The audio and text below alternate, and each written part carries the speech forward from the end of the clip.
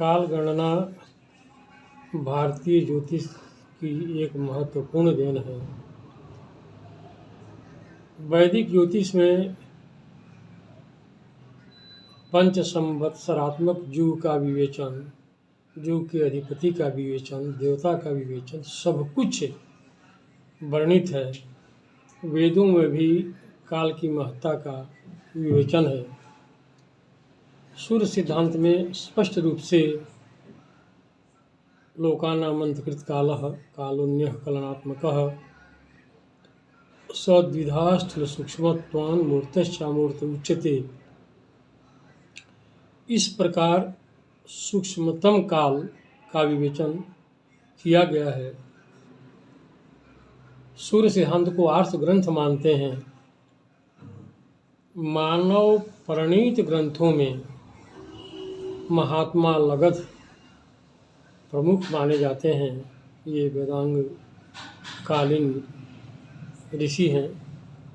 कालज्ञानम प्रवक्ष्यामि लगधस्य महात्मनः। तो भारतीय ऋषि परंपरा में काल का महत्व अत्यधिक है और शुभ समय में किया गया कार्य शुभ फलदायी और अशुभ काल में किया गया कार्य अशुभ फलदायी होता है। इसका ज्ञान भारतीय मनुष्यों को प्रारंभ काल से ही था। वैदिक काल को सबसे प्राचीनतम माना गया है और काल को अनादि और अनंत भी कहा गया है ज्योतिष शास्त्र में। इस प्रकार भारतीय ज्योतिष शास्त्र की तुलना में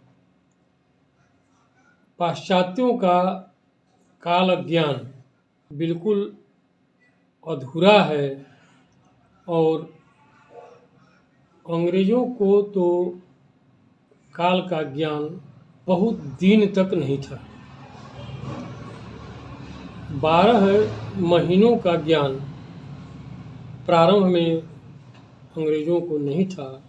वे 10 माह ही केवल मानते थे और धीरे धीरे संशोधन करते गए और आज 12 महीने का एक वर्ष की कल्पना उनका है। महत्वपूर्ण विषय यह है कि 4 अक्टूबर 1582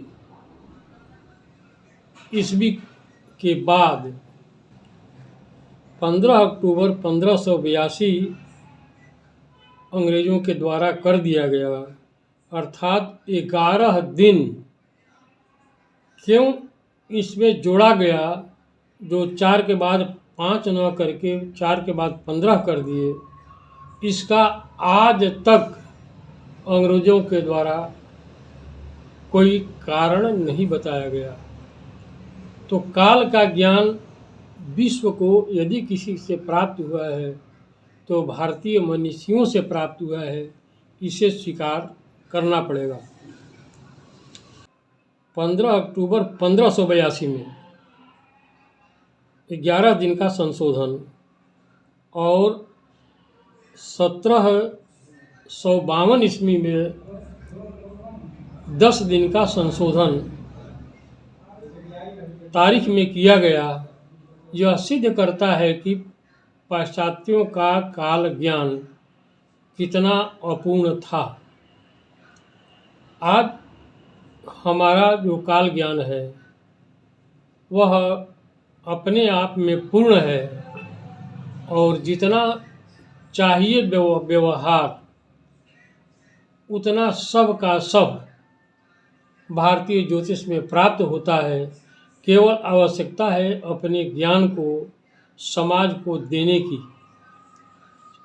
सही ढंग से यह अनुभव करने के कि हमारा ज्ञान विश्व में सर्वोपरि था, भविष्य में भी रहेगा। जो हमारा इतिहास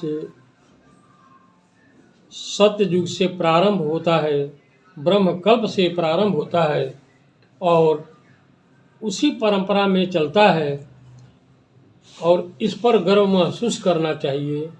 इसी के साथ सभी भारतीयों को धन्यवाद।